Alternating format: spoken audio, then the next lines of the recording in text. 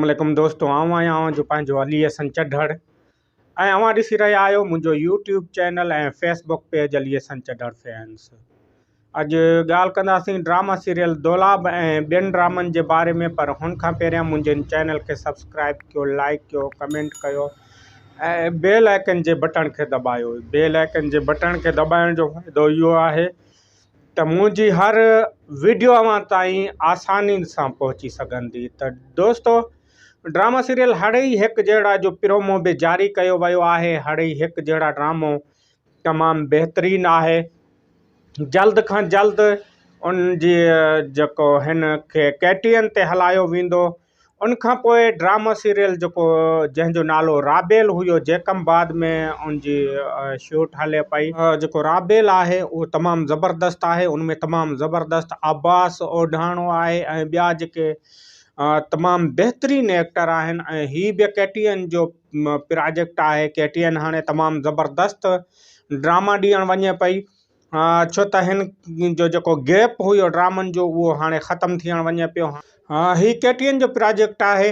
उनखां अलावा ॿिया ड्रामा बि ज़बरदस्त अचनि पिया।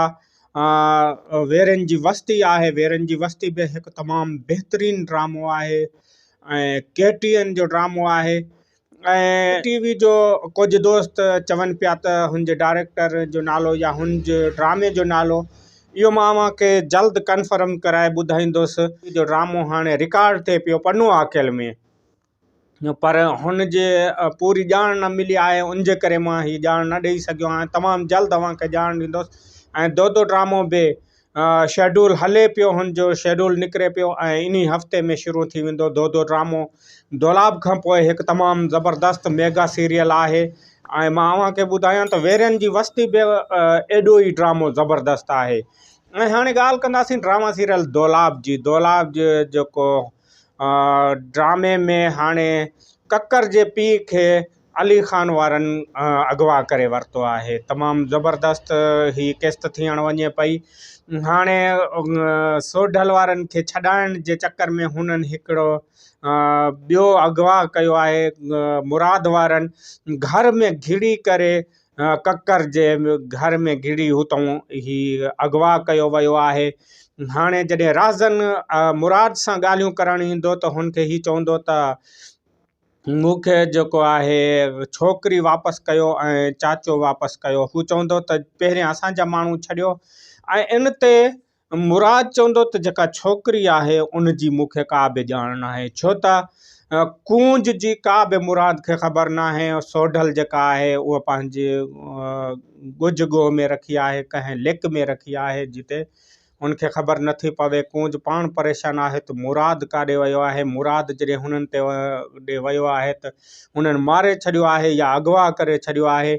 हाणे हीउ ड्रामो जेको आहे हिते नओं मोड़ अख़्तियार करणु वञे पियो। हाणे जेके पुलिस वारा आहिनि उहे बि मंसूर ख़ान जी जेका तंज़ीम आहे उन ते वॾो प्रेशर विझनि पिया। हुन जे जेके माण्हू आहिनि उन्हनि खे अगवा करे हाणे उन्हनि कुझु माण्हुनि खे जेके उन्हनि सां ठाह में न ईंदा ऐं ॻाल्हियूं लिखी न ॾींदा उन्हनि खे क़तलु कयो वेंदो।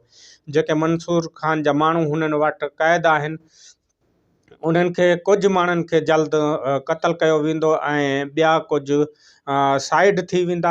हाणे ही तंज़ीम जेका आहे उहा उभरी ईंदी ऐं ही प्रेस क्लबनि ते वञी करे पुलिस ख़िलाफ़ु नाराबाज़ी बि कंदा।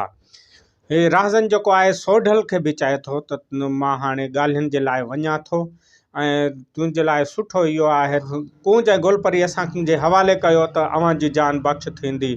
उन ते सोढल चए थो त मां को ईअं कॾहिं बि न थी सघंदो। ऐं हीअ जेको अॻी किस्त हूंदी उहा तमामु दिलचस्प थियणु वञे पई।